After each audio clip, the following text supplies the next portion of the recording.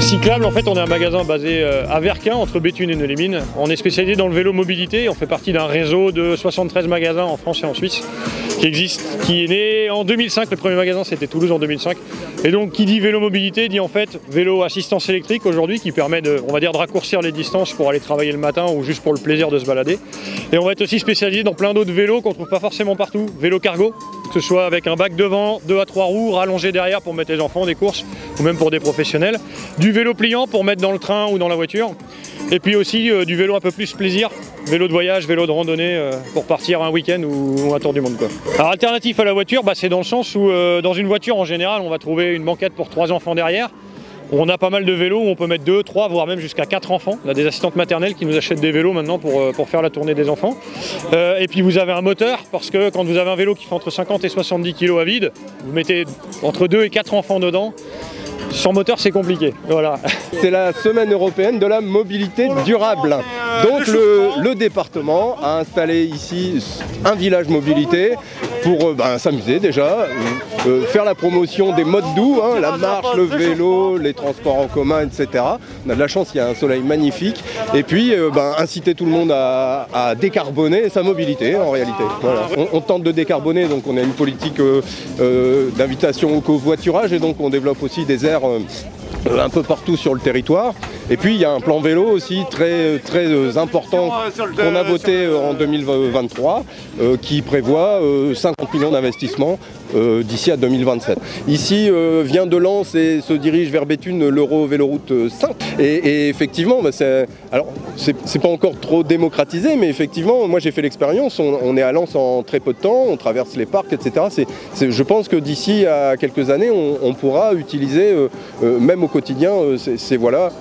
Il y a quelques stands ici qui présentent des vélos assez impressionnants en termes de technologie. Et on a même des machines qui roulent à plus de 40 km/h. Et donc ces grandes artères, mais aussi pour les collégiens, des plans de déplacement? Des plans de déplacement urbains, sécurisés. Le département finance aussi ces installations, ces pistes cyclables. Hein. Je l'ai vu dans quelques villes de mon canton, effectivement, où on fait une étude autour des modes de déplacement des collégiens et donc des quartiers jusqu'au collège, on peut sécuriser effectivement ces déplacements et puis permettre aux enfants de pouvoir aller à l'école de manière tout à fait sécurisée. Alors je vais enlever ma casquette de gérant vendeur du magasin, je vais mettre ma casquette de cycliste, parce qu'en fait moi, pour vous donner un exemple, j'habite à Hinges. Je travaille à Verquin, forcément mon magasin est à Verquin, donc j'ai 8 km le matin, 8 le soir. Les 8 km se font avec une version spéciale d'un vélo qui existe en version 45 km/h. Je l'ai fait quand je suis pressé le matin, largement en moins de 20 minutes. Et alors là, les seules problématiques qui se posent pour les gens qui démarrent ce genre de conversion, c'est oui, mais quand il pleut. Mais quand il pleut autant qu'aux Pays-Bas où les gens sont habitués. Il faut investir dans l'équipement. Une fois qu'on est équipé, la pluie c'est le cadet de nos soucis. Et les enfants sont à l'abri. Alors, la voiture électrique, c'est une solution à la décarbonation de nos modes de déplacement. Le seul problème, c'est qu'une voiture électrique, en général, on va bouger pour 70 kg de viande, le conducteur, on va bouger 1,5 tonne à peu près de masse perdue, quoi. Un vélo cargo, ça démarre à 40 kg jusqu'à 70 kg, donc le ratio poids utile, poids total transporté est beaucoup plus intéressant. Et du coup, on n'a pas besoin d'une grosse batterie. Une batterie de vélo, c'est à peu près cette taille-là, c'est 3-4 kg. Et on va, en ordre de grandeur, on a 20 à 60 fois moins de métaux rares dans une batterie de vélo, donc c'est moins coûteux. Une batterie de vélo, ça démarre à 350 €, donc ça fait peur aux gens, mais 350 à 1000 € suivant la capacité.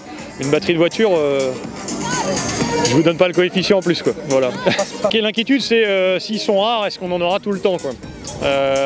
Et est-ce qu'on aura toujours la main pour les avoir? Et les métaux rares, malheureusement, il n'y en a pas beaucoup en France. Donc l'idée du vélo électrique, c'est aussi de dire, on peut pas toujours, tout le monde ne peut pas tout faire avec un vélo sans moteur. On habite des fois loin de son lieu de travail, loin de l'école des enfants. Et du coup, avoir un moteur, c'est ce qui fait qu'on y arrivera quand il y a du vent le matin, quand on est fatigué, qu'on a mal à la gorge, pour tout un tas de mauvaises ou de bonnes raisons. C'est ce qui fera qu'on peut prendre le vélo et pas la voiture. Et c'est ce qui fera qu'on consommera un peu moins de métaux rares que la voiture. L'enjeu là, le critère de réussite, c'est la mobilité. Il faut absolument que notre territoire puisse bénéficier d'outils de mobilité importants. Je pense au train évidemment, qui là on a ce plan train au niveau national qui doit pouvoir dans les Hauts-de-France se développer. Et demain, si le département appuie d'autant plus ses politiques de mobilité, je vais dire au niveau départemental, je pense que notre territoire a des atouts formidables, bien plus forts encore que ceux dont on dispose aujourd'hui. Donc la mobilité, c'est vraiment primordial pour qu'on puisse faire de notre territoire, de le faire d'autant plus attractif et d'autant plus bénéfique pour le développement du bien-être, des activités, du tourisme, de l'économie, etc. Et je pense qu'on est en train de le faire et je pense qu'on va gagner cette bataille-là.